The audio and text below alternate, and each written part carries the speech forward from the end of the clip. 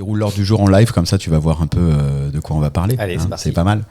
Je suis très heureux, Grégoire, de faire cet épisode avec toi parce que déjà, d'une part, il y a un an, un peu plus comme ça, que tu as récupéré, enfin que tu as pris les rênes, je dirais, de MyUnisoft, et donc je veux savoir un peu tout ce qui s'est passé en cette année. Et puis, pour le dire en toute franchise avec les auditeurs et les téléspectateurs désormais sur la chaîne YouTube, puisque c'est filmé, on a fait le tour de France l'an dernier de MyUnisoft ensemble. J'ai eu le plaisir de vous accompagner sur 8 étapes, il me semble. Oui.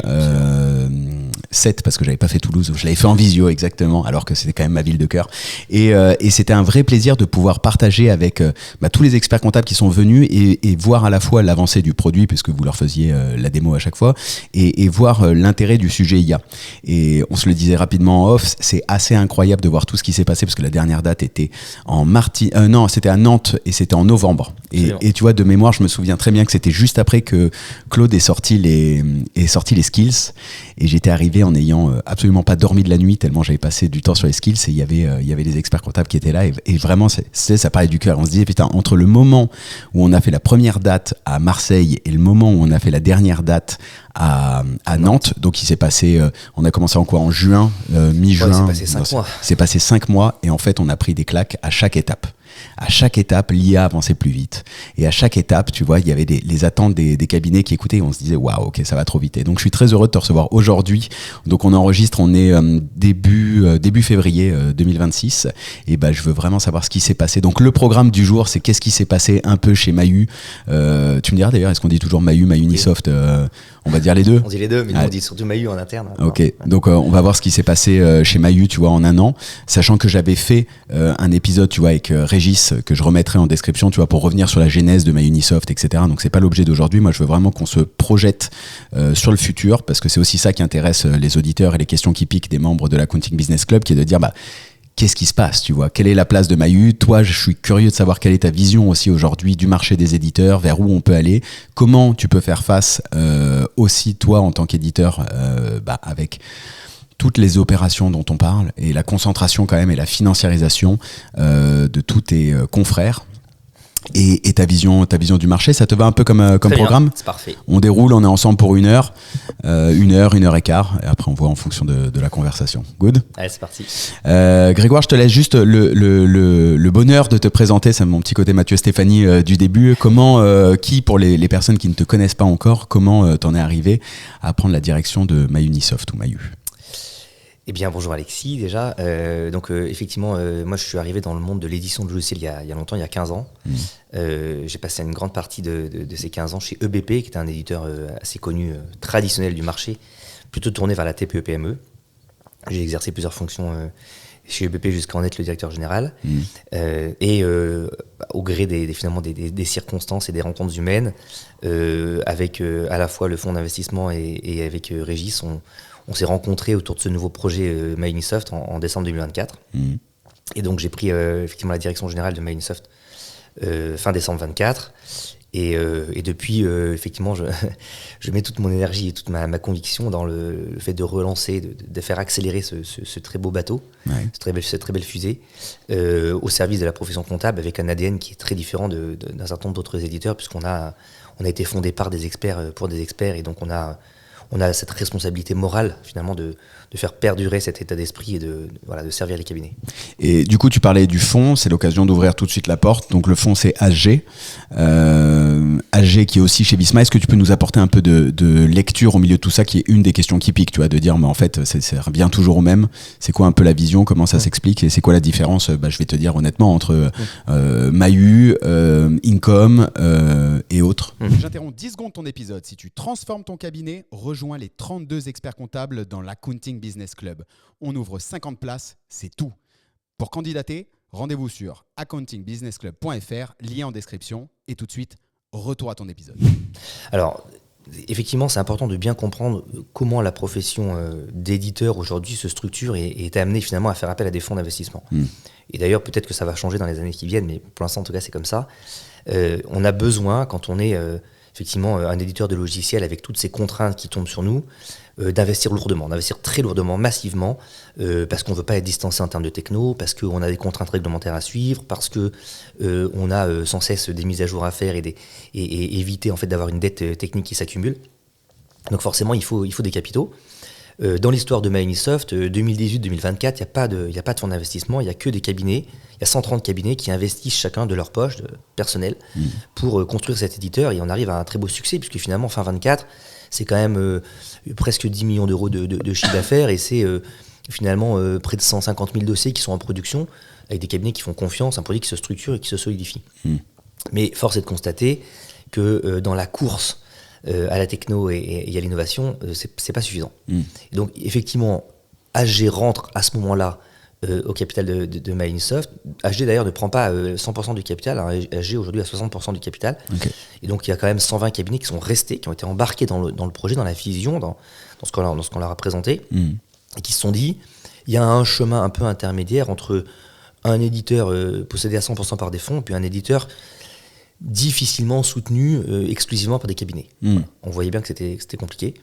Donc aujourd'hui, AG, c'est effectivement notre actionnaire principal. Il est aussi effectivement au contrôle de AG, de Visma. De Visma, ouais. Visma, comme on le sait, possédant en France Incom.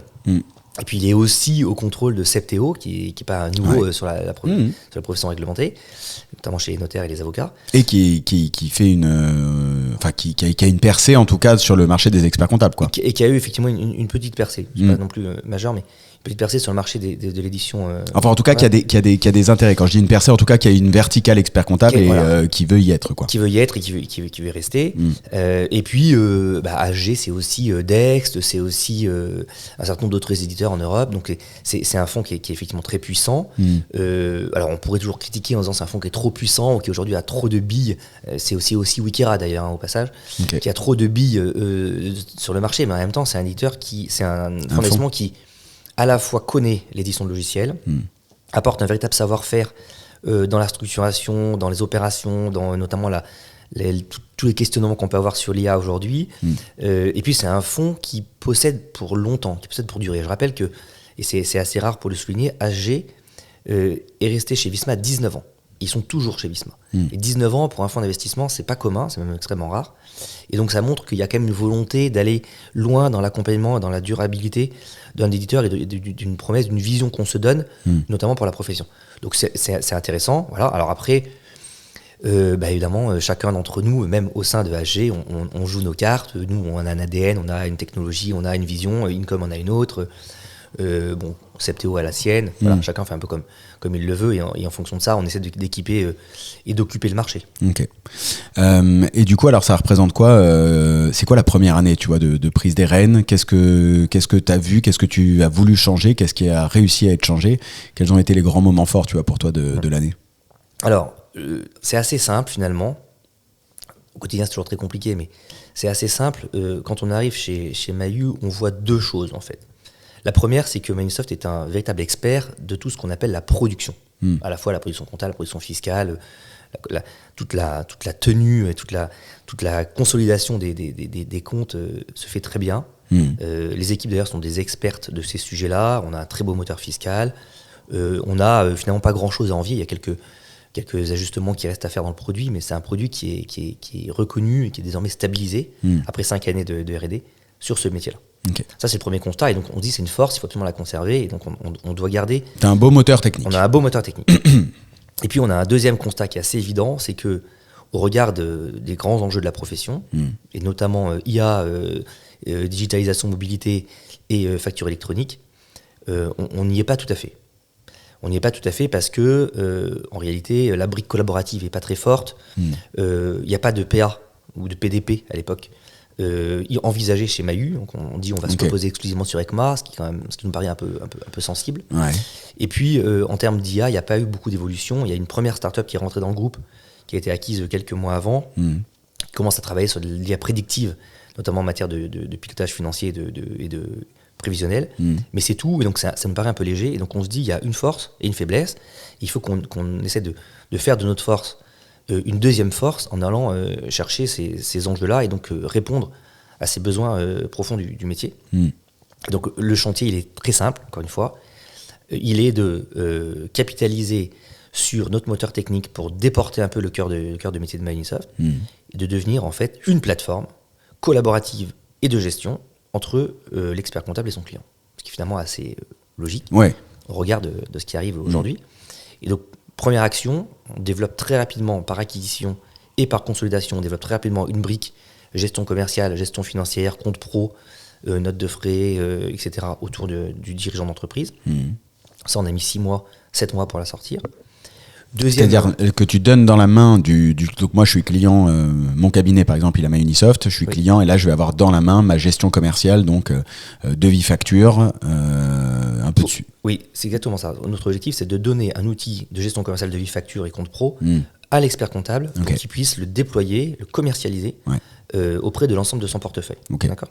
Et là, avec Swan aussi sur la partie commerciale. Avec Swan aussi, qui s'est imposé naturellement comme l'opérateur le plus fiable, le plus rapide, le plus capable d'intégrer nos technos et nos infrastructures. Donc, on a choisi évidemment Swan. Et ça a été un premier chantier qui a été finalement assez facile à faire au regard de tout l'historique de Microsoft, parce que on a eu très vite finalement la compréhension que Microsoft était basé sur des flux très bien conçus. Et Régis a eu cette vision très forte, bien avant beaucoup de monde d'ailleurs, qu'il fallait agréger des flux, et donc il suffisait d'agréger un flux supplémentaire qui était le flux de gestion commerciale, et donc en l'occurrence demain de facture électronique dans la production. Ça, c'était le premier enjeu. Le deuxième enjeu, bien sûr, c'était de créer notre propre PA. On a voulu le faire pour tout un tas de raisons, mais il y en a essentiellement 3. On voulait être souverain, donc on voulait pas dépendre d'une PA en marque grise qui aurait pu nous fixer un business model, etc. 2, on voulait qu'elle soit incluse gratuitement dans l'ensemble des abonnements des cabinets d'expertise comptable, donc que ce soit d'ailleurs pour leur gestion interne ou pour le client final. Ça nous permettait d'être complètement libre sur le business model, d'avoir vraiment notre main là-dessus. Et puis 3, en fait, on voulait, avec cette PA, maîtriser de manière plus fine la technique et la façon dont on allait intégrer ça dans la prod. C'est-à-dire que finalement, la PA, c'est un tuyau, ça reste assez simple. J'ai entendu certains podcasts avant de ça. La PA, c'est un tuyau, c'est un peu l'équivalent d'un moteur fiscal, enfin, en tout cas d'un EDI, à la sortie du moteur fiscal, où finalement on envoie et on reçoit des flux. Bon, et on va traiter finalement 5 statuts de facture, et cette PA va avoir comme seule mission finalement de transiter les factures depuis la solution compatible vers la DGFiP. Voilà. Et donc on a voulu l'avoir de manière assez fine, parce qu'on veut pouvoir gérer derrière des workflows, on veut pouvoir remonter en production comptable le maximum d'informations qui transitent dans cette PA, on veut pouvoir donner au cabinet une intelligence en fait forte de tout ce qui va y passer, et on sait très bien que le gain réel de productivité pour les cabinets, il n'est pas sur le simple fait d'avoir une facture électronique, il est sur le fait que cette facture électronique soit parfaitement intégrée dans la production du cabinet, et que demain 80, 90, 95%, moi je pense, de la saisie soit complètement automatisée. Donc ça, c'était notre deuxième chantier. Et puis le troisième chantier, bien sûr, c'est l'IA. Donc ça, c'est le chantier sur lequel je pense on a le plus réfléchi, travaillé, on s'est mis en ébullition, on a consulté beaucoup, on a regardé un certain nombre de technologies, on a testé des choses. Aujourd'hui, on a une vraie thèse autour de ça, on peut en reparler. On avance assez fortement sur 4 piliers. On a créé un peu 4 piliers autour de l'IA chez Mahu. Et là, on est, je pense, au début de l'histoire, notamment parce que je pense que c'est bien plus complexe et bien plus grand et bien plus vertigineux que ce qu'on peut imaginer encore. On va revenir sur l'IA, parce que tu vois, on le disait en off, mais ce week-end t'as joué avec l'IA. Je joue quotidiennement sur l'IA, et la puissance, la montée en puissance, en tout cas à date, au moment où on enregistre de Claude, que ce soit Claude Cowork, que ce soit avec Claude Code ou avec tous les MCP sur lesquels tu vas pouvoir te brancher. D'ailleurs, je serais curieux de savoir si on va pouvoir brancher des MCP sur Mahu. C'est déjà le cas. C'est déjà le cas. Ouais, donc c'est-à-dire qu'il y a déjà, parce qu'en fait la culture de Mahu, ça reste aussi d'être ouvert, quoi. À la base, c'est ce que tu disais tout à l'heure avec Régis, qu'il avait pensé sur le fait de faire passer les flux. Oui, alors il y a peut-être effectivement, sans rentrer dans le détail technique, mais il y a peut-être effectivement une force que l'on a, nous, chez Mahu, c'est que de fait, cette plateforme globale qu'on vient de constituer, c'est une plateforme, donc, évidemment full web, c'est une plateforme qui partage la même donnée de manière contemporaine et synchronisée entre les différentes briques. Et c'est une plateforme qui est très ouverte. On est API by design, comme on dit dans le langage technique, et qui ouvre aujourd'hui 290 connecteurs à l'extérieur, mais qui permet surtout à n'importe quel cabinet qui le souhaite de brancher son data lake, de brancher son MCP, de brancher son outil vertical, de brancher en fait ce qu'il souhaite par l'intermédiaire de nos API qui sont enrichis en permanence. C'est-à-dire qu'à chaque fois qu'on fait une fonction, on fait en sorte de mettre dans les API la documentation correspondante à la fonction et la fonction nécessaire. Et on fait en sorte que, et on le dit de manière assez forte et avec une forte conviction, c'est pas notre data. Ce que nous, on opère chez Microsoft, c'est la structuration, l'éclaircissement, l'enrichissement, tout ce qu'on peut imaginer, la sécurisation, mais c'est pas notre data. Donc cette donnée, elle est à la disposition du cabinet d'expertise comptable. Et c'est à lui de s'en saisir, c'est à lui finalement de l'extraire ou de la faire parler pour en sortir, l'or noir de demain, parce que, encore une fois, je pense que l'or noir, c'est plus la tenue, c'est plus la saisie, c'est peut-être même pas le conseil, c'est en réalité la data. C'est la data et de ce que tu fais de cette data. Et Exactement. donc, du coup, le postulat que tu m'expliques là, c'est qu'en fait, Mahu, c'est le moteur qui te permet de récupérer. Je vais prendre une casserole, quoi, grosso modo. Alors, c'est très vulgarisant pour toute la tech, etc. Mais c'est juste pour essayer de visualiser. C'est qu'en fait, tu as ta casserole dans laquelle tu vas mettre toute ta donnée. Et puis après, tu vas pouvoir faire ta recette, décider. Chaque cabinet pourra décider de quelle recette il fait et l'extraire comme ça, quoi. En fait, tu vas lui traiter l'endroit où il aura toute la donnée nickel. En fait, on est au cœur du sujet. C'est-à-dire que avec les technologies de demain et ce qu'on est en train de voir aujourd'hui, si je force le trait, on a besoin de cette casserole dans laquelle il y a toute la data, mais on n'a plus besoin de savoir et on n'a plus besoin de fournir le couvert, la cuillère, la fourchette, le couteau, le batteur pour s'en servir. Ce qu'on appelle l'UX, ce qu'on appelle les écrans, tout ce qu'on a fait de très beau, tout ce que les éditeurs ont construit de très beau pendant 20 ans autour des écrans, autour de la mobilité, etc. Tout ça finalement est un peu has-been, c'est déjà has-been. En tout cas, c'est de moins en moins utile parce que avec un simple LLM, avec un simple langage naturel, avec un prompteur de langage naturel, on va faire parler cette data. Et donc, on a déjà commencé à tester ça chez Mahu. On va sortir des choses tout au long du premier semestre pour montrer à quel point c'est puissant. On est capable de dire à n'importe quel opérateur comptable, qui soit simple collaborateur, associé, voire le client final du cabinet, avec un prompt, tu peux générer une facture. Avec un prompt, tu peux sortir un tableau de bord des 15 articles les moins vendus. Avec un prompt, tu peux sortir l'évolution de tes marges au semestre, au trimestre, à l'année. Avec un prompt, tu peux scénariser ce qui va se passer dans ta boîte ou ce qui va se passer dans l'entreprise de ton client si tu es expert comptable en mettant 3% de hausse de la masse salariale, 5% de hausse des matières premières, de recrutement en plus. On peut en fait tout faire et tout ça sans écran. C'est là où c'est un paradigme total qui s'effondre et un nouveau paradigme qui apparaît. C'est que l'IA et la façon dont on peut la concevoir n'a plus besoin de logiciel au sens propre. Elle a besoin d'un data lake. Elle a besoin d'un simple data lake sur lequel je vais parler, sur lequel je vais donner des indications, donner des consignes, donner des workflows à produire. Et je peux très bien venir sur un data lake un peu structuré en lui disant analyse toutes les factures du mois, contrôle la TVA, réalise la balance et déclare-la. Ah ouais, toi tu vois les choses comme ça. Bien sûr. Et en réalité, on va pouvoir le faire une fois, mais on va pouvoir le faire sur tous les dossiers du cabinet. C'est-à-dire qu'un associé ou un manager de mission comptable pourrait dire sur l'ensemble de mes dossiers de mon portefeuille, réalise ce workflow, fais-les tous simultanément, en parallèle, et ne me remonte que les alertes qui te paraissent bizarres. TVA solde négatif, TVA particulièrement élevé par rapport au mois précédent, facture illisible, etc. Et donc on passe de quelque chose qui est fastidieux, consommateur de temps, d'énergie, avec une valeur ajoutée très basse, y compris pour le collaborateur qui passe son temps à contrôler des factures, à quelque chose qui est beaucoup plus fluide, avec un contrôle fait a priori par l'IA, qui peut être d'ailleurs une autre IA que celle qui a fait la mission, au passage, parce qu'on peut aussi avoir des hallucinations, et donc on sait aujourd'hui dire qu'une IA contrôle notre IA pour éviter ce genre d'hallucination. Et ensuite, arriver à une action simplement de correction, une action corrective, une action d'expertise sur les choses qui sont remontées comme étant objectivement anormales, etc. Et donc on passe de quelque chose qui était très consommateur de ressources, et notamment de ressources humaines, à quelque chose qui est très économe en temps, en énergie, et où on appelle l'expertise. Alors, ça pose des questions de ressources humaines au sein du cabinet. Effectivement, on a besoin d'experts, on a besoin de moins de juniors, on a besoin de bonne data, donc il faut bien la collecter. Et c'est là où la magie de la facture électronique arrive, évidemment. Ouais. Et tout ça, évidemment, fait peur parce que à la fois chez les éditeurs de SaaS. Et c'est ce que j'allais te dire, parce que là, ce que tu es en train de me décrire, c'est que c'est en train de... Enfin, dans ta vision, ça redessine totalement le modèle, puisque plutôt de l'époque où je faisais les saisies comme ça, je partais à la ligne, etc. Bon, ça n'existe plus, j'imagine, ou moins comme ça. Mais toi, tu pourrais presque en arriver à imaginer une autre interface où juste on pourrait interagir en langage humain avec la machine et elle viendrait traiter les dossiers de telle sorte. Et toi, ton rôle d'éditeur à ce moment-là, c'est de proposer le bon paramétrage, je dirais, technique avec les bonnes données pour être sûr que ça limite les hallucinations et tu viendrais faire appel de 3 LLM en plus pour qu'elle se check. Absolument. On est complètement sur un nouveau paradigme. On est complètement là-dedans. C'est-à-dire que c'est passionnant. On pourrait dire que c'est un peu de la science-fiction. Heureusement ou malheureusement, je ne sais pas en fonction de qui perçoit le sujet. Ça n'en est pas. Il y a des choses qu'on commence à tester chez nous et on voit chez certains confrères éditeurs qui se produisent vraiment.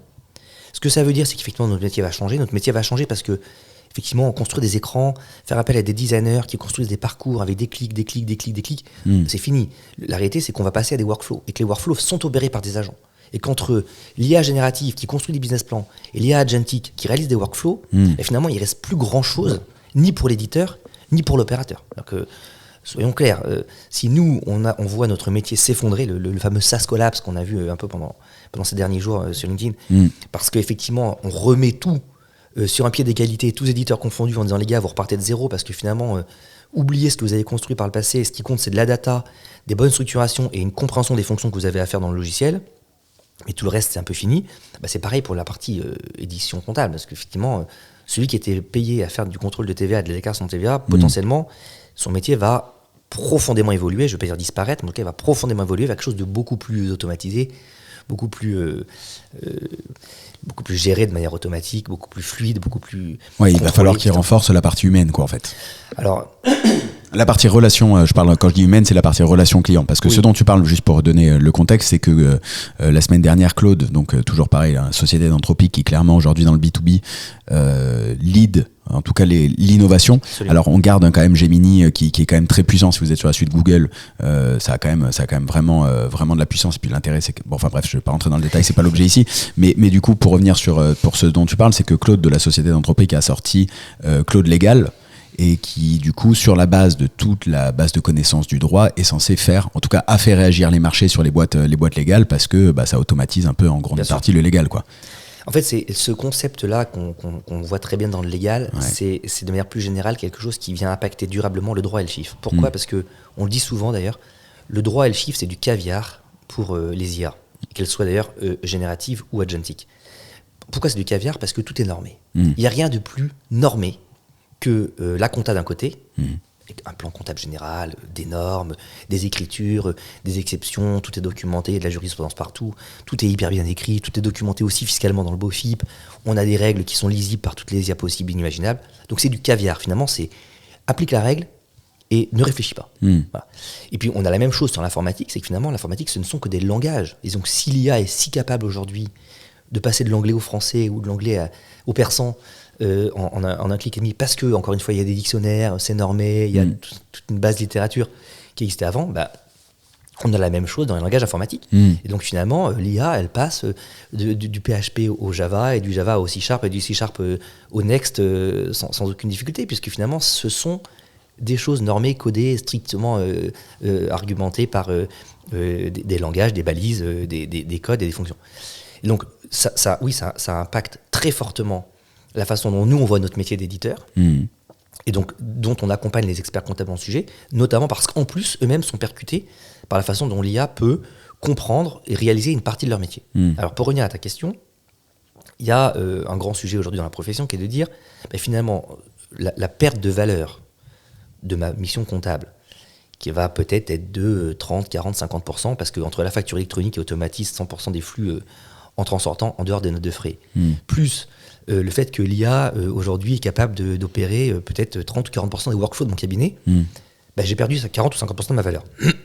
Mon client va le voir, nécessairement. Il ne faut pas s'imaginer que le client ne va pas le voir. Le client va le comprendre, le client va le voir, ça commence à se sentir. D'ailleurs, on voit dans les signaux faibles sur les différents réseaux que les patrons de TPE-PME se disent, mais finalement, ils ont toutes les lignes, ils ont tous les taux, ils ont tous les calculs. D'ailleurs, même Bercy dit qu'à 2029-2030, elle sera capable de pré-remplir la déclaration de TVA.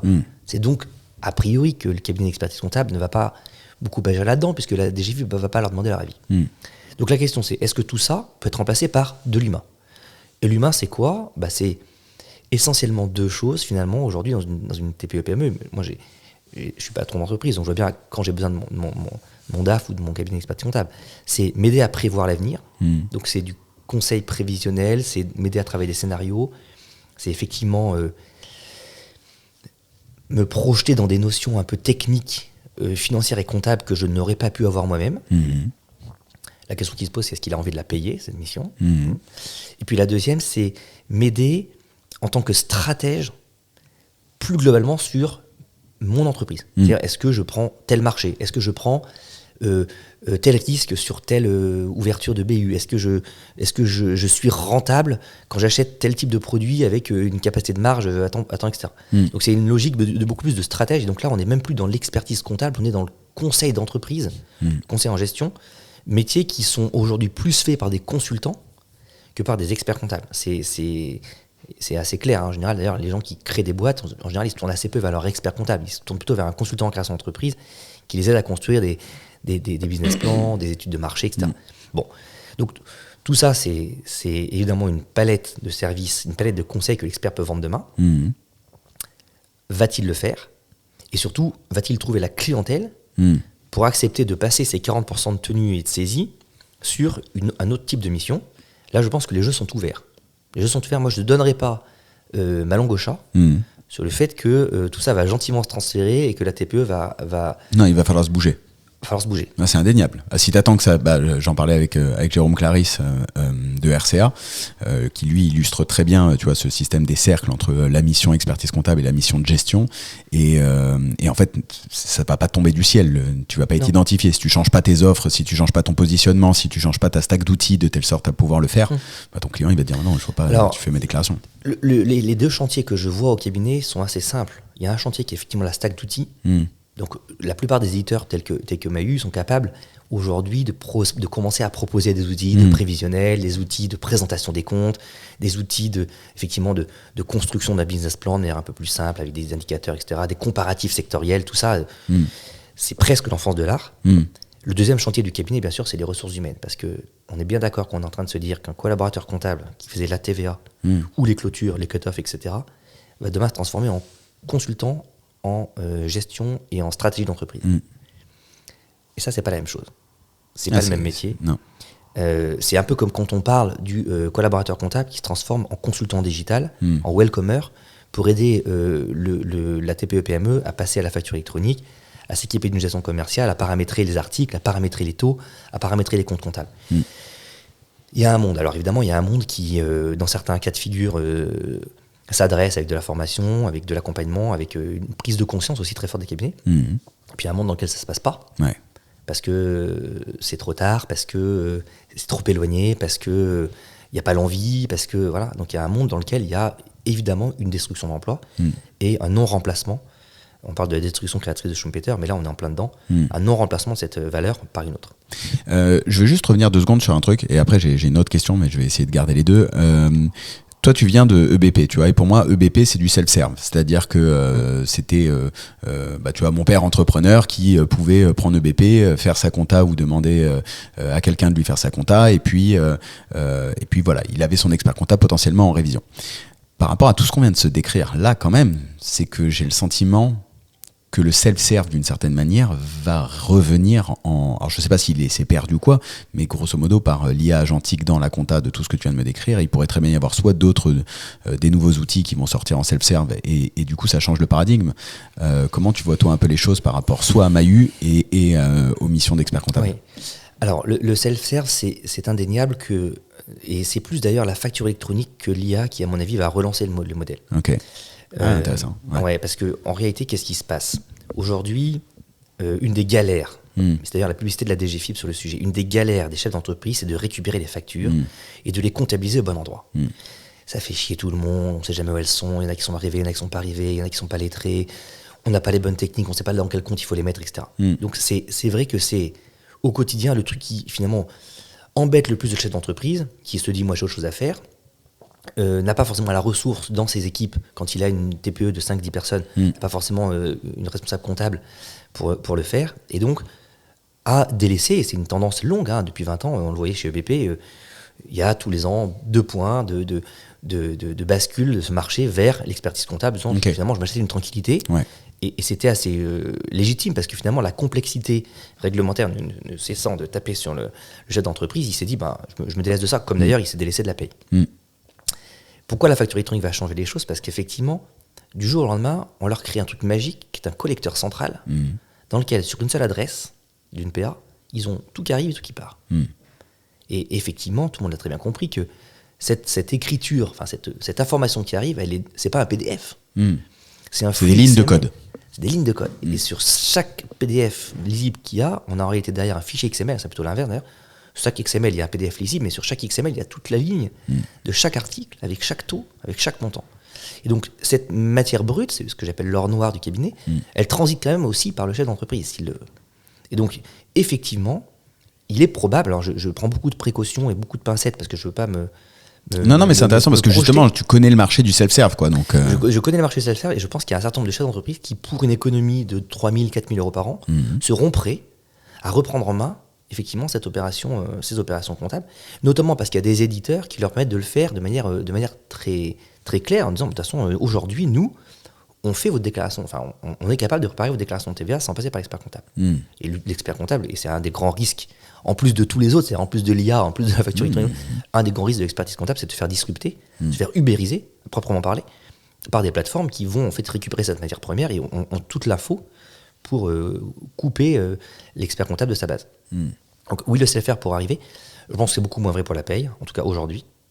Ça, c'est oui, non, pour la paye, c'est trop complexe. Pour la paye, trop complexe, ok. Trop complexe. Et la deuxième chose, c'est qu'il faut quand même voir, parce qu'on est beaucoup sur de la promesse. Pour moi, on a encore 2-3 ans. On n'a pas 20 ans, mais on a 2-3 ans, parce qu'on est quand même sur de la promesse. La réalité, c'est que la véritable montée en puissance de la facture électronique, en fait, c'est 2028, parce que finalement, les premières émissions par l'ensemble des TPE-PME de France auront lieu en 2028. Qu'entre-temps, on est tous d'accord pour dire que les moteurs d'IA, les moteurs de reconnaissance sur la partie note de frais, etc., seront à 100% fiables sur l'ensemble des données qui vont transiter, et que, effectivement, on n'est pas à l'abri, non pas de une, non pas de deux, mais de 20, 30, 40, 50 startups qui lancent chacune un petit produit comptable, très simple, pour récupérer ces informations, se déclarer éventuellement en PA ou s'associer à une PA en marque grid, et proposer un service de self-serve à ces TPE-PME, associé ou pas à un compte pro d'ailleurs, puisqu'on le voit bien, c'est devenu un peu une commodité. On connecte un Swan en quelques mois aujourd'hui. Ouais, c'est intéressant parce que je vais recevoir un nouveau com de Indy, Comfook de Indy qui revient parce que j'ai vu qu'entre-temps il avait ouvert entre l'épisode que j'ai fait avec lui l'an dernier et maintenant il a ouvert aussi au marché des experts comptables. Et en fait je trouve que c'est intéressant parce que pour moi Indy c'est le premier en gros self-serve digital automatisé, etc. Alors évidemment il y avait EBP, je sais pas quel est le niveau d'automatisation de EBP, mais dans ce que tu décris là, c'est que toi en tant que dirigeant d'éditeur, tu vois la possibilité de nouveaux éditeurs qui sortent de terre, qui justement sont bien augmentés à l'agentic, qui récupèrent les flux et qui pourraient proposer cette mission, quoi. Bien sûr. D'ici 3 ans. Bien sûr. Ouais, c'est ça qui est... Ah non, mais c'est pour ça que je réinsiste un peu sur ce que j'ai dit tout à l'heure. Pour moi, le game est retombé à zéro. C'est-à-dire qu'on est à nouveau tous, quels que soient nos investissements passés, notre connaissance du marché, notre capacité à produire des super écrans, des super UX, des super expériences utilisateurs, on est tous à peu près sur le même pied aujourd'hui pour recommencer la bataille sur la base de tout ce que cette IA, agentic comme générative, met entre nos mains. C'est clair. Et donc, effectivement, si tous les éditeurs historiques sont à nouveau sur le même pied d'égalité, évidemment que les nouvelles startups, les nouvelles ESN, les nouveaux entrepreneurs du digital qui ont envie de se lancer sont aussi sur le même pied d'égalité que nous. Et c'est pas la barrière technologique, parce qu'il n'y en a plus. C'est pas forcément à la barrière capitalistique, puisqu'il n'y en a plus. Et ça peut être la barrière marketing, de communication. J'allais dire de la distribution, là, au bout d'un moment. Qui peut poser des questions. Alors là-dessus, effectivement, les plus installés ont une force, c'est qu'ils ont un parc, ils ont une base installée, ils ont une notoriété, ils ont une connaissance du marché qui fait que, oui, ils iront peut-être plus vite sur le fait de déployer les produits. Mais après, on a vu des startups très, très innovantes et très malines réussir à reprendre des parts de marché très rapidement avec des prix très agressifs. Donc là encore, il faut être très prudent sur l'avenir. Ouais, c'est intéressant d'entendre ça de ta part parce que c'est un changement de paradigme. Et donc dans la lecture des experts comptables, c'est d'être capable de dire qu'en fait aujourd'hui, même pour les éditeurs, tout est possible, quoi. Tout le paysage est en train de se redessiner. Oui, le paysage se redessine, c'est d'ailleurs un peu inquiétant au passage Alors, il y a beaucoup d'investissements qui ont été faits par les fonds d'investissement ces dernières années pour essayer de stabiliser ça au regard de l'arrivée de la facture électronique. Ouais. Quand tu dis stabiliser, quoi, c'est le périmètre de chacun, dire. C'est à la fois le périmètre de chacun, c'est la couverture fonctionnelle qui n'était pas forcément la bonne, en tout cas n'était pas assez mature, donc il y avait besoin d'investir, de capitaliser, de créer des vrais produits solides qui tiennent la route, qui donnent confiance à la profession pour travailler avec. Le fait est que tout ça, c'était basé sur une thèse où l'arrivée de la facture électronique, comme on l'a vécu au Portugal ou en Italie, amène un véritable changement de data. Parce que finalement, ce qui se passe, c'est ça. Hein, c'est l'arrivée d'une facture électronique qui normalise une data supplémentaire. Donc finalement, la thèse était bonne. Mais la thèse n'avait pas forcément prédit que là-dessus, cette fameuse révolution à trois temps, l'IA d'un côté, la facture électronique de l'autre et la digitalisation massive au milieu allait un peu changer la photo. Et pour le coup, je pense que l'IA change la photo. Chacun essaie de tirer ses cartes avec les investissements nécessaires et la bonne réorganisation nécessaire dans les cabinets et dans les éditeurs.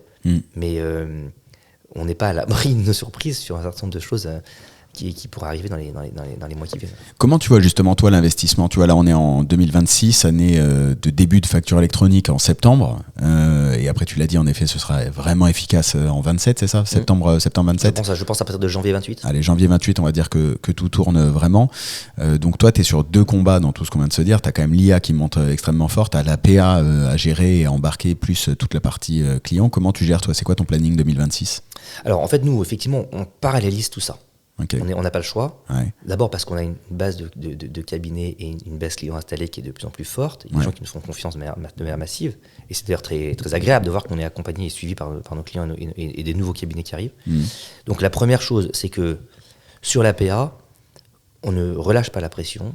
On a été immatriculé techniquement, c'est pas encore le cas, immatriculé administrativement il y a quelques jours. On travaille donc sur l'agrément définitif pour être connecté à l'ensemble des parties prenantes, donc PayPal c'est déjà bon, le PPF dans quelques jours, et puis une autre PA au minimum pour être définitivement agréé. Donc ça, on ne lâche pas la pression, on avance à fond. Tu n'as pas le choix, ça. C'est pas le choix, et en fait c'est le nerf de la guerre d'avoir une bonne PA qui de toute façon, avant ou après l'IA, avant ou après toute révolution possible et inimaginable, il faut une PA qui tourne. Voilà. Donc ça c'est le premier chantier, on est très serein parce qu'on a très bien avancé, on a une techno toute neuve sur notre PA, on est très bien accompagné aussi par notre hébergeur. Donc là-dessus, ça roule. Et c'est quelque chose qui, maintenant, nécessite plus de la pédagogie auprès des cabinets pour leur expliquer qu'une PA, c'est un tuyau, que c'est un peu comme l'EDI sur la partie fiscale. Donc il faut simplement lui faire confiance. Il faut en attendre les 5 statuts de facture dont on parle tout le temps. Et puis, il faut qu'il sache que l'éditeur va répondre aux 36 cas d'usage listés par DGFiP. Donc ça, pour toi, il y a encore de la pédagogie à faire auprès des cabinets ? Oui. Il y a encore de la pédagogie. En fait, le principal obstacle que nous, on voit, c'est que les cabinets veulent matérialiser la PA. Ils disent, mais montrez-moi la PA. Alors, je leur dis, mais en fait, c'est un peu comme si vous ouvriez le robinet. Quand vous ouvrez le robinet, vous voyez l'eau qui coule. Mais vous ne voyez pas les tuyaux qu'il y a derrière, qui sont dans le mur, qui sont encastrés dans le mur. Et vous ne me demandez jamais, mais je veux voir les tuyaux que le plombier a posés. Vous voulez voir l'eau qui coule. Bon. Donc nous, l'eau qui coule, c'est quoi ? C'est la facture émise ou la facture reçue. Bon, manque de peau. Aujourd'hui, il n'y a ni facture émise ni facture reçue, puisque tout commence en septembre 26. Donc la chose qu'on leur dit, c'est l'APA est comparable au moteur EDI derrière notre moteur fiscal. Vous voyez les liasses, et puis à un moment donné, vous appuyez sur le bouton, ça part dans un tuyau, dont vous ne voyez ni la couleur, ni la longueur, ni la hauteur, rien. Et vous voyez à un moment donné un retour de l'administrateur fiscal qui vous dit « j'ai bien reçu » ou « il y a une erreur ». Et donc c'est pareil avec l'APA. En revanche, qu'on essaye, et ça c'est un travail de tous les jours, de faire comprendre au cabinet, c'est qu'il faut être prêt sur l'équipement du client final en GESCOM. En gestion, ce qu'on appelle nous la gestion financière, c'est-à-dire la gestion commerciale, plus le compte pro, plus la note de frais. Il faut au moins être capable, ce que je veux dire par là, c'est qu'il faut que le cabinet équipe son client au moins d'un outil de facturation sur lequel il va avoir la main et potentiellement avec un compte pro pour qu'il paye et comme ça il récupère les flux. Pour qu'il paye, qu'il récupère les flux, qu'il gagne du temps et que nous on permette encore une fois avec de l'IA et un peu d'automatisation de lettrer tout ça de manière très automatique. Sauf que ça ne suffit pas de le dire. C'est encore un autre changement de paradigme pour le cabinet. C'est que le cabinet, jusqu'à présent, c'est pas un revendeur de solutions informatiques. Et il l'a jamais été d'ailleurs. Il y a quelques cabinets qui font exception parce qu'ils sont très organisés, ils avaient des filiales pour ça, etc. Mais le challenge d'un cabinet aujourd'hui, c'est déjà d'absorber cette première mission. Et c'est pas toujours simple. C'est pas toujours simple parce que le collaborateur comptable ne sait pas forcément présenter et pousser une GESCOM. Le responsable marketing du cabinet n'a pas forcément construit une offre autour de votre première GESCOM à 12 euros, 15 euros, 20 euros par mois pour accompagner la facture électronique. C'est pas toujours simple parce que il faut supporter ensuite l'utilisation, il faut accompagner, apporter un support, apporter une aide technique aux clients qui découvrent j'ai plus mon Excel, j'ai plus mon Word, qui sont quand même les 2 premiers éditeurs de factures aujourd'hui. Donc, oui, je te guide, je te montre comment tu rentres tes articles, comment tu rentres ton premier client, comment tu t'assures qu'il est à la norme de la facture électronique, comment tu envoies, comment tu l'associes à un paiement, etc. Donc, il y a un peu d'accompagnement aussi. Ça peut être très lucratif pour le cabinet, mais encore faut-il qu'il le fasse. Et puis après, qu'ils le vendent. Et puis après, il y a bien sûr l'étape j'intègre. Donc là, chez nous, il le voit bien pour le coup, c'est j'intègre tout ça en compta. C'est synchronisé automatiquement, c'est instantané. Qui voit en compta toute facture émise par son client apparaît directement dans la compta. Et là, c'est un peu l'étape un peu magique de en fait, à chaque fois que mon client fait quelque chose, ça se retrouve sans que je fasse rien. Donc c'est en fait toute la boîte à chaussures qui disparaît en un clic, puisque d'une validation de facture côté client, on a une écriture comptable côté expert. Ouais, la fameuse compta en temps réel, on y est presque. Quoi. Donc ok, ça c'est ta verticale PA, et ensuite sur ta verticale IA, comment tu t'organises, c'est quoi, comment vous êtes en BU, c'est quoi un peu le... Alors on n'est pas en BU. Si on ouvre le capot. Alors, oui, on n'est pas vraiment en BU, mais on a organisé une gouvernance spécifique sur l'IA, qui est évidemment fondamentale. On a 4 grands silos, enfin 4 grands chantiers plutôt, qui là aussi évoluent en parallèle. Le premier, c'est le plus simple, celui qu'on a tous vu partout, qui est l'installation de chatbots, de guides d'utilisation, de réponses au support, de chats automatisés, de petites FAQ, etc. Donc là, je suis collaborateur, j'ai mon espace chat, je lui pose des questions, j'ai un LLM qui tourne sur la base de données. Qui tourne, tu as un espace chat dans le produit, tu peux avoir un espace chat au support technique. C'est pareil d'ailleurs pour le client final. Le client du cabinet va aussi pouvoir utiliser très bientôt ce chat-là pour se poser des questions. Donc tout ça est extrêmement simple. C'est même pas la peine d'en parler parce que c'est de l'aide à l'utilisation. Le seul enjeu, c'est de faire en sorte qu'il soit le plus précis possible. Et pour nous, c'est complexe parce que comme on a une roadmap qui va très très vite et qu'on délivre énormément de fonctions tous les mois, il faut mettre à jour en permanence cette base de connaissances. Encore une fois, sans bonne data, il n'y a pas de bonne IA. Donc la base de connaissances, c'est quand même toutes les fonctions qu'on a livrées. Il faut que l'IA les comprenne bien pour ensuite répondre aux clients. Premier chantier. Le deuxième chantier, c'est un premier step prédictif, ce qu'on appelle l'IA prédictive.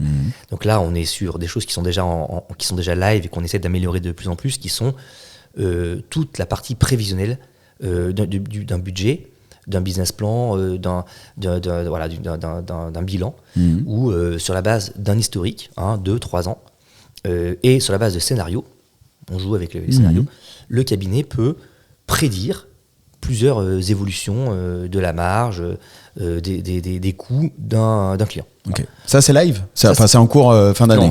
Non, c'est live. Il y a les premières briques qui sont sorties dès le mois de septembre. Ça fonctionne avec de l'IA. Aujourd'hui, on essaie d'affiner un peu les modèles et on commence à pousser beaucoup de benchmarks avec des bases comparatives de données existantes sur le marché pour aider l'IA à mieux se positionner avec de la data plus fine. Parce qu'évidemment, data, IA, c'est ce que tu dis. Ouais. Le troisième chantier, c'est l'agentic. Donc c'est là où on sort le Mailloux compagnon pendant tout le premier semestre. Okay. Donc là, on est sur vraiment un concept très simple. J'ai toute ma data cabinet, y compris ma gestion interne et toute la data de mes clients, qui est rassemblée dans un seul et même endroit, un seul et même conteneur, un seul et même data lake. Au-dessus, j'ai un LLM conteneurisé, Mistral en l'occurrence, qui ne communique pas avec l'extérieur de manière à ce qu'il n'envoie aucune information privé à l'extérieur et qui permet, lui, de faire parler la donnée. Okay. Donc, il va la faire parler. Donc, on a une bibliothèque de prompts assez costaud, assez complète, et qui va aller de sors-moi les dossiers du cabinet, sors-moi les 10 dossiers en Boni-Mali, enfin en Mali ou en Boni, sors-moi pour ce client les 3 derniers exercices, montre-moi les 10 articles avec le plus fort taux de perte, sors-moi, génère-moi une facture. Génère-moi une facture pour telle prestation à 5%.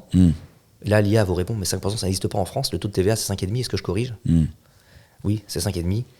Fais-moi une prestation à 5,5 pour tel traiteur, tel jour, machin. Okay. Donc là, on est vraiment sur le truc un peu magique. Enfin, en fait, c'est pas magique, mais c'est le truc qui change complètement le paradigme. Et on a beaucoup commencé à itérer dessus parce qu'on voit bien en fait, toute la puissance de ce truc-là, on regarde finalement 2 choses. Un, l'absence d'écran nécessaire pour le faire, parce que finalement, un seul prompt permet de sortir des tableaux, des actions, des workflows, des opérations complètes. Et puis 2, la relative, j'essaie d'être gentil, mais la relative immaturité d'un certain nombre de cabinets sur leur data. C'est-à-dire moi, je découvre un peu que finalement, dans les cabinets, même assez structurés, il y a une connaissance de leur data qui est finalement assez artisanale ou assez débutante. Tu veux dire pas assez orchestrée, pas assez cleanée, pas assez prête à être exploitée? Oui, c'est ça. C'est qu'en fait, on est beaucoup resté dans ma mission, c'est tenir, saisir, déclarer, présenter les comptes. Et derrière, tout cet or noir qui est en fait sous leurs mains n'est pas exploité parce qu'ils n'en ont pas conscience. Et donc, mais elle n'est pas toujours très bien cleanée, il n'y a pas toujours effectivement les contrôles de qualité qu'il faudrait sur cette data, mais surtout, elle leur est pas exposée et ils ne voient pas tout ce qu'ils pourraient en faire. Et donc, notre mission, c'est un peu ça, c'est un peu comme ça que je le vois, notre mission, c'est de faire en sorte que cette bonne data soit effectivement mieux orchestrée, peut-être mieux structurée, peut-être plus enrichie, etc. Mais ça, on a tout un tas d'API externes qui permettent de le faire.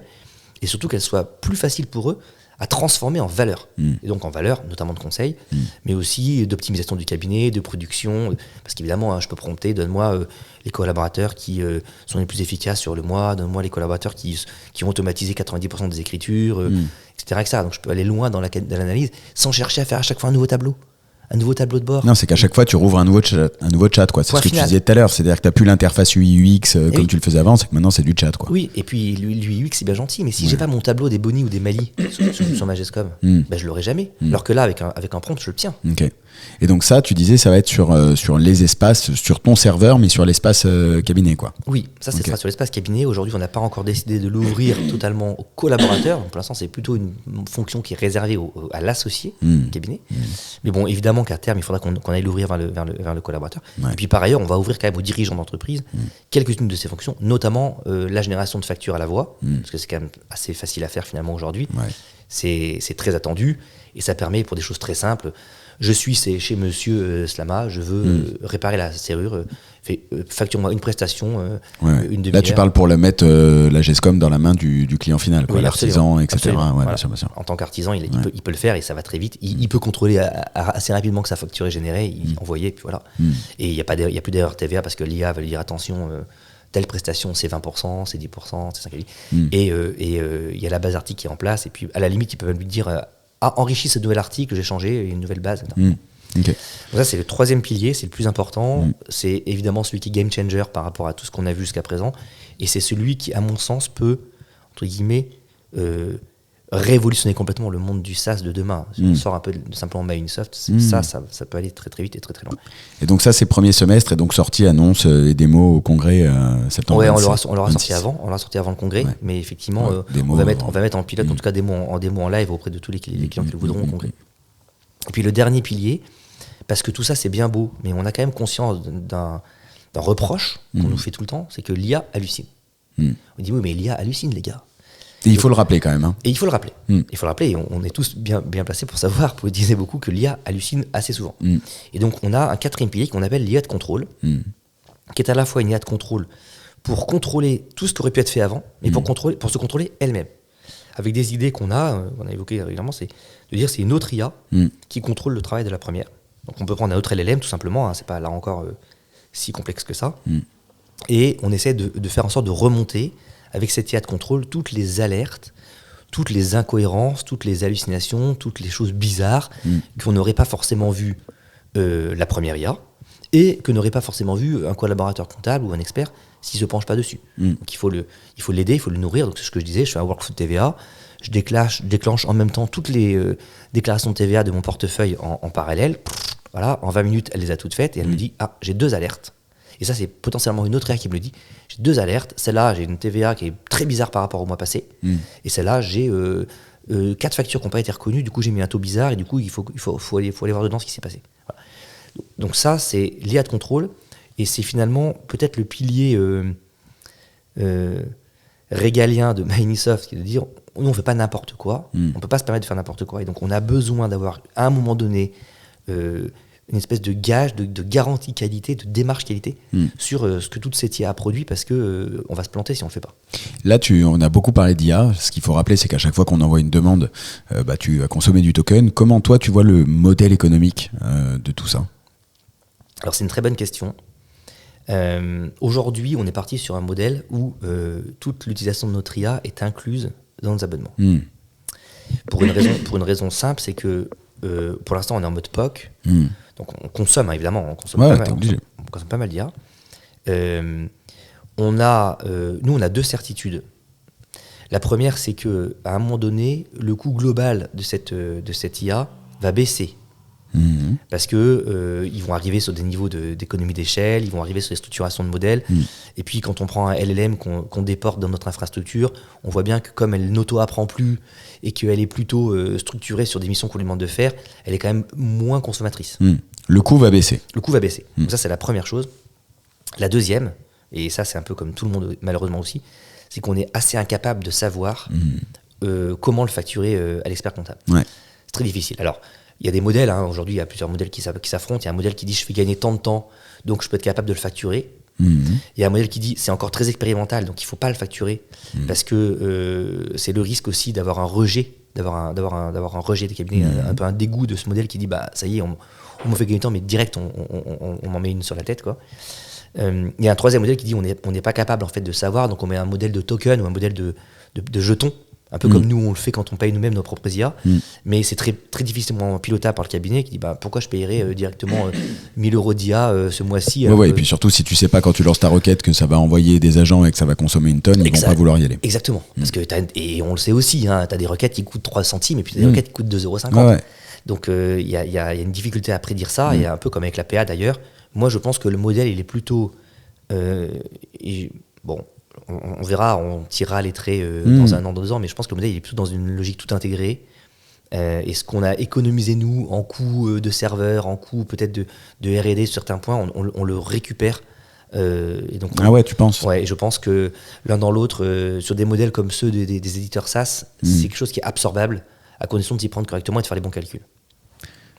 J'ai des doutes. Je te jure, j'ai des doutes. Parce qu'en fait, à un moment, j'ai le sentiment que vous êtes tous à la course Je te dis honnêtement, j'ai le sentiment que vous êtes tous à la course à l'offert, à la gratuité, etc. Alors qu'en réalité, même si j'entends qu'il y a une baisse des coûts, en tout cas, la technologie évolue, donc c'est juste que tu vas pas utiliser le dernier modèle. Tu vois, là, il y a 4.6 Opus qui est sorti, tu vas pas mettre le 4.6, tu vas mettre celui d'avant, donc le coût du token a baissé. Mais les usages vont tellement se développer qu'en fait ton volume de demande, et je vois pas un monde économique, c'est dommage parce que j'ai lisé un truc sur ça ce week-end et ça m'est sorti pour une fois où j'avais une citation, mais j'ai vraiment je comprends, tu vois, la promesse marketing, et je comprends la phase R&D dans laquelle on est en ce moment et dans laquelle vous êtes tous.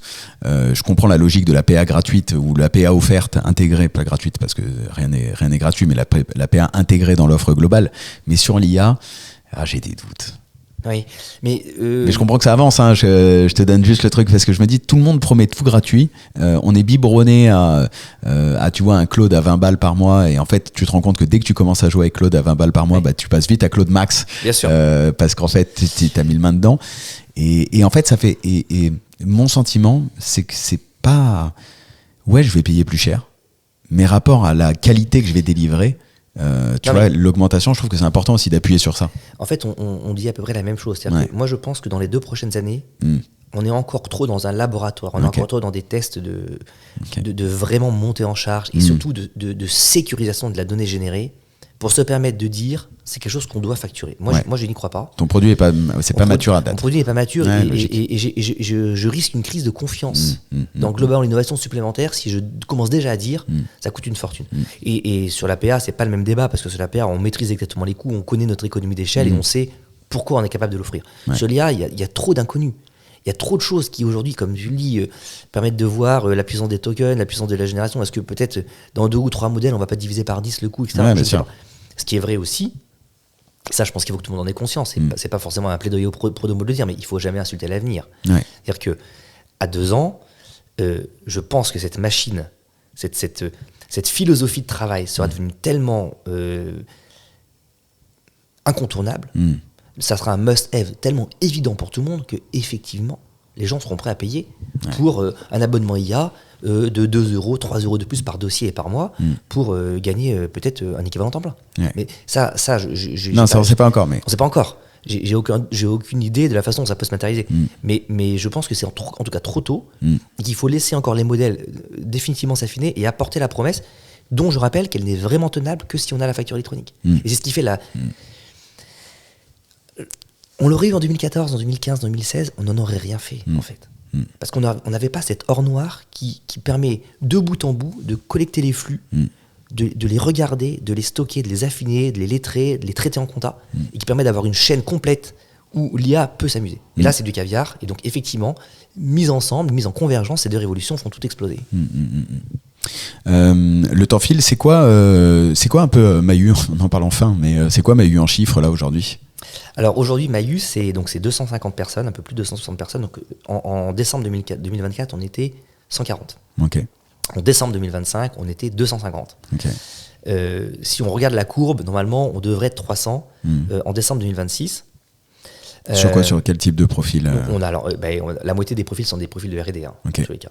Voilà. Donc, quoi qu'il arrive, on est la direction technique et produit, c'est 50%, 60% des équipes pour consolider le produit, faire des labs, faire des POC, structurer ce qu'on a à faire et éponger notre dette technique qui chaque année doit être épongée, parce que je ne veux pas me retrouver dans la situation d'un éditeur qui au bout de 10 ans se rend compte qu'il y a beaucoup de choses qu'il avait construites il y a 10 ans, comme le NEC plus de la techno est devenu déjà dépassé. Donc on fait aussi en sorte d'éponger tous les ans une partie du retard qu'on prend naturellement dans le produit. Okay. Et le reste, c'est effectivement de l'accompagnement cabinet. Voilà. Là où on est très fort et où on tient à le rester, c'est sur l'accompagnement cabinet. Donc par exemple, on est peut-être un des seuls éditeurs à le faire maintenant, mais on a réouvert un support technique téléphonique pour parler au cabinet. C'est drôle parce que j'allais te dire qu'avec le chatbot dont tu me parlais tout à l'heure, c'est justement enlever cette partie. En fait, moi je crois beaucoup aux deux extrêmes du modèle. C'est-à-dire qu'il y a peut-être 50, 60, 70% des gens qui sont très à l'aise avec un chatbot, qui leur répond de manière de plus en plus fine, il n'y a pas de contact. Et effectivement, c'est puissant, c'est 24 heures sur 24, ça t'envoie des liens, ça t'envoie des bases de connaissances, ça t'envoie des vidéos, tu peux lire un certain nombre de contenus tout seul, et tu n'as besoin de personne. Mais je crois aussi à l'autre extrême, et c'est pour laisser personne au bord de la route qu'on fait ça, à l'autre extrême où finalement, il y a un produit complexe, il y a un parcours pas compris, il y a une mise en œuvre qui est pas faite correctement, et je décroche mon téléphone, j'explique mon problème, en 2 minutes je vais régler. Et ce truc-là, on l'enlèvera pas, et en fait ça revient d'ailleurs à ce qu'on disait par rapport à la relation de l'expert comptable et de son client. Il y a l'humain d'abord et avant tout. Nous on pense que la relation partenaire entre l'expert et son client vaut plus qu'un ticket, vaut plus qu'un chatbot. Elle vaut aussi un échange téléphonique où on est capable de se parler, de s'expliquer le problème, voire de prendre la main à distance. Aujourd'hui, on sait le faire pour accompagner le cabinet et lui dire attendez, tu vas pas rester bloqué sur un problème aussi bête où tu vas nous remonter quelque chose d'incroyable. Et donc il y a une richesse à écouter le cabinet et nous dire mais attendez, si vous faisiez ça comme ça plutôt que comme ça, on gagnerait tous du temps, vous serez plus efficace ou plus solide, plus fiable, et donc faites-le. Voilà. Donc ça c'est vraiment le sujet accompagnement cabinet. Surtout avec tout ce qui se passe là, on a des cabinets qui sont quand même globalement... Alors là, ça se voit un peu moins parce qu'on a pas de fiscal, mais on a des cabinets qui sont quand même globalement inquiets. Moi, je sens les cabinets un peu face au vertige de toute cette révolution qui les impacte beaucoup. Alors, c'est une profession qui a su bouger dans le passé. On le voit bien, il y a eu les EDI TVA, il y a eu la DSN, on leur a fait passer tout un tas de trucs sur la tête, la loi anti-blanchiment, etc. Donc, c'est une profession qui sait bouger.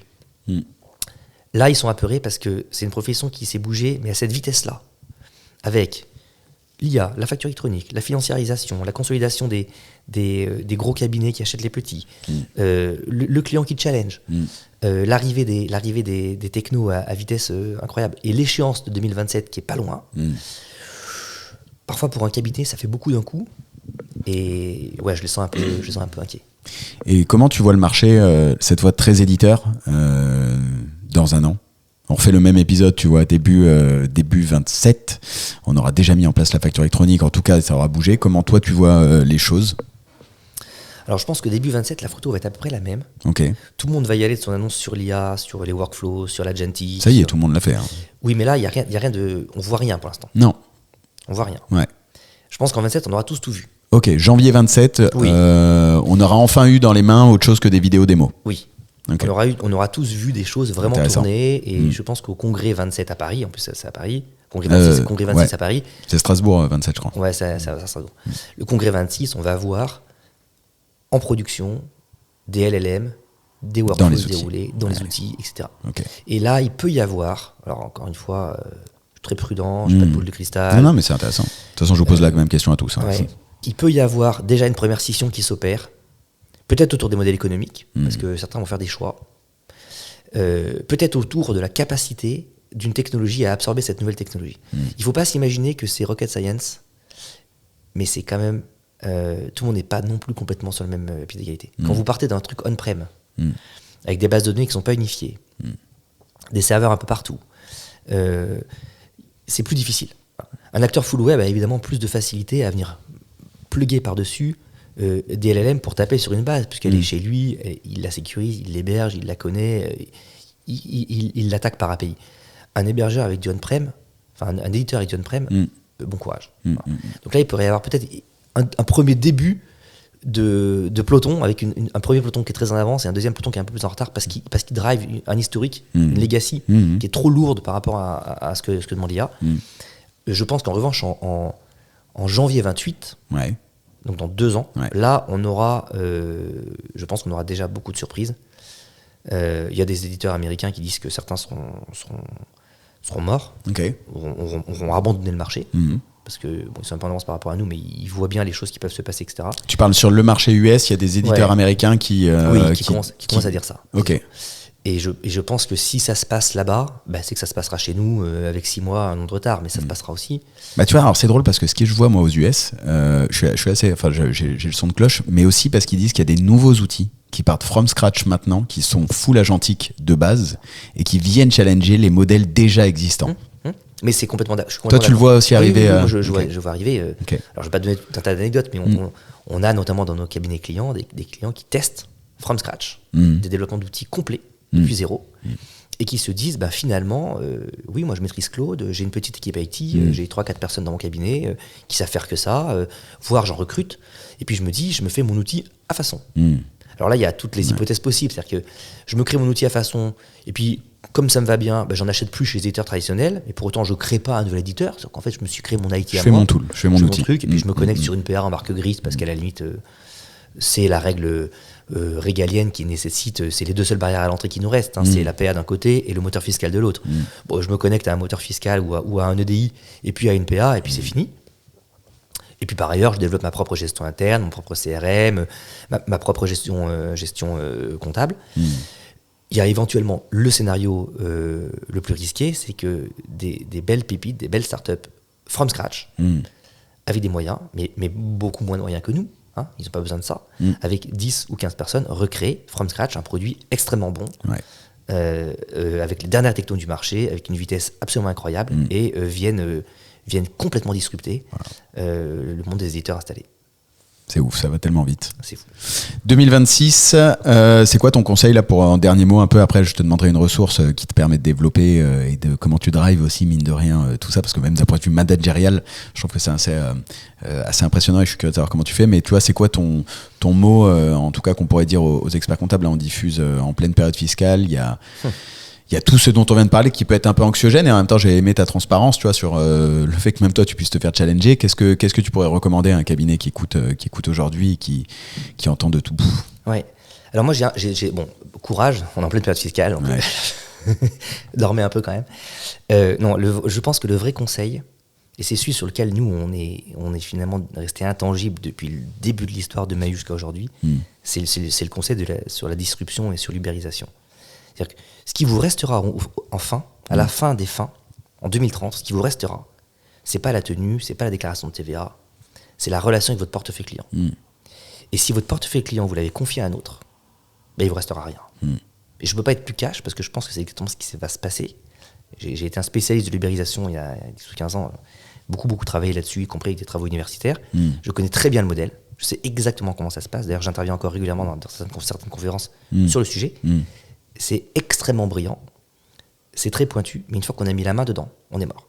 La logique de plateforme. La logique de plateforme.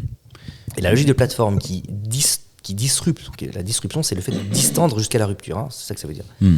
De distendre jusqu'à la rupture, la relation entre le cabinet et son client, via une plateforme d'outils, de services et d'automatisation qui, par ailleurs, se fait avec le consentement du cabinet. Alors là, ceux qui estimaient encore pouvoir vendre leur cabinet à 2027-2028, ils pourront le vendre, mais à la barre du tribunal de commerce. Hein.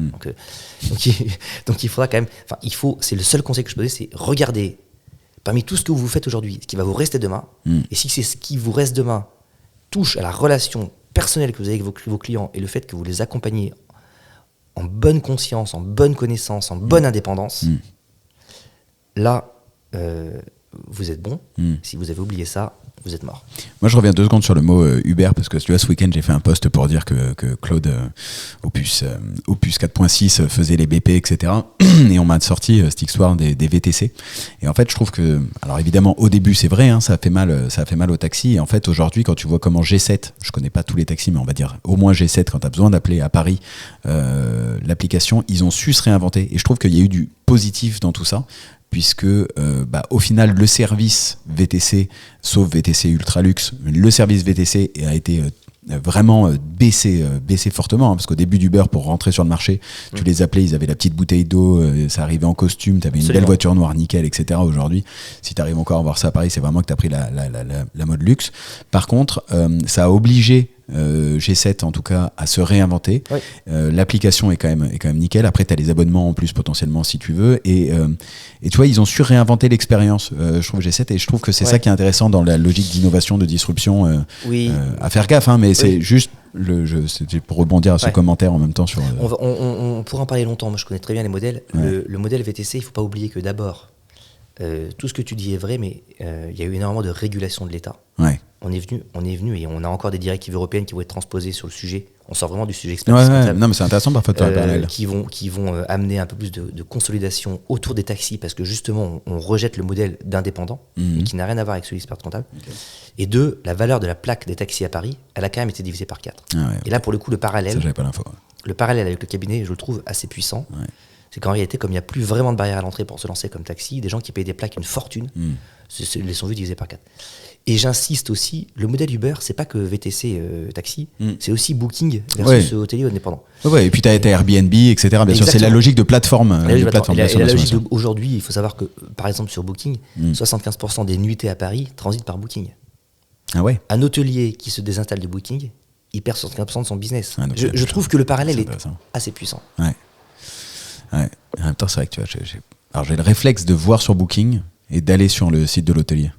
Oui, mais ce que tu ne sais pas, c'est que quand tu es sur le site d'hôtelier, un site sur 2 est opéré par Booking lui-même. Ouais, ça passe. Ouais, mais c'est les mêmes taux de marge. Bon, enfin bref, c'est pas l'objet. C'est pas presque. Ah ouais, waouh. Ok, intéressant comme mission. Ok. Grégoire, juste maintenant un petit, tu vois, j'aimerais juste savoir quelles ressources, tu vois, qu'est-ce qui t'a permis, qu'est-ce qui te nourrit, qu'est-ce qu'on peut partager, tu vois, que ce soit un livre, une chaîne YouTube, un podcast. Que ce soit en termes de management, parce que mine de rien, reprendre, déjà j'imagine que dans toute l'expérience EBP, plus le mini-passage chez Cégide, plus maintenant reprise de Maillu, c'est quoi un peu, comment tu t'améliores en termes de management, en termes de gestion d'entreprise ? Oui, c'est une question compliquée. Bon, déjà, moi, il y a un truc sur lequel je suis très attaché. Donc, je suis un ancien militaire. Avant de faire tout ça, j'étais officier de gendarmerie. Je suis très attaché à la loyauté et à l'exemplarité. On ne peut pas demander à nos collaborateurs, surtout quand ils sont challengés comme ça, par toutes ces innovations, toutes ces remises en question, parfois aussi ces réorganisations internes. On ne peut pas leur demander d'être bons et d'être engagés si nous-mêmes on ne l'est pas. Donc, moi, j'attache une grande importance à l'exemplarité, donc je fais de mon mieux pour être là où il faut que je sois, au cœur de l'action, en général beaucoup sur le terrain d'ailleurs, pour essayer de sentir le pouls et de montrer mon engagement total vis-à-vis d'une boîte qui aujourd'hui doit aller très vite, doit être à fond sur les rails, doit regarder à droite à gauche, doit éviter les erreurs à la fois techniques, les erreurs stratégiques par rapport à la concurrence, etc. Ça, à mon avis, c'est hyper important de l'avoir en tête. Ensuite, ce qui est vrai aussi, c'est qu'il y a un principe clair, c'est que chez nous, il y a un chef et une mission des moyens. C'est-à-dire que chaque direction, elle est très autonome dans la façon dont elle dirige. Donc moi, je suis pas le super CEO qui décide de tout à tout moment et à tout endroit, parce que ça marche pas.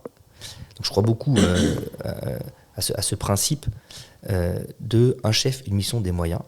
Donc ils ont le pouvoir, ils ont la mission et ils ont les moyens pour la réaliser. Et j'insiste toujours beaucoup sur ce truc qui m'a marqué presque depuis tout petit. On n'est pas des fonctionnaires, on est des missionnaires. La fonction, c'est je suis attaché sur mon poste. Ma fonction, ça a toujours été de designer des écrans ou de mettre en production en DevOps. En fait, on s'en fout de ta fonction. Et de même qu'on se fout de ma fonction. Moi, un jour, je suis CEO, le lendemain, je suis commercial sur le terrain, et le surlendemain, je suis testeur sur un produit développé par les équipes techniques. Moi, j'ai une mission. Et dans la boîte, on doit tous avoir une mission. Notre mission, c'est quoi ? C'est de servir la profession comptable en respectant un ADN qui est l'ADN de non-disruption, de non-désintermédiation, de qualité technique et d'accompagnement vers les révolutions qui viennent. Et donc, si tous les collaborateurs comprennent ça, ils ont leur place chez nous, et de manière générale, ils l'ont d'ailleurs, parce qu'ils sont dans cette mission de rester agile, servir le client, comprendre la révolution qui vient, apporter des solutions techniques, accompagner le client, etc. Ok. Écoute, je prends. J'aime bien l'organisation. C'est pas une ressource, mais je vois comment tu découpes cette. J'ai pas de ressources. non, mais ça colle avec un livre que je suis en train de lire, donc ça me permet de le mettre en parallèle. Impec, Grégoire, où est-ce qu'on peut te contacter ? Je mets ton LinkedIn en commentaire, en description de l'épisode. Et ben, Impec, merci beaucoup pour tout ce que tu as partagé. J'ai hâte de suivre la suite. Je pense que il y a eu beaucoup de choses qui se sont dites. Tu as été transparent sur tout l'élément, et c'est intéressant de voir que même chez vous, quoi, que ça peut challenger. Et tout le monde est en ce moment en train de regarder et se réinventer.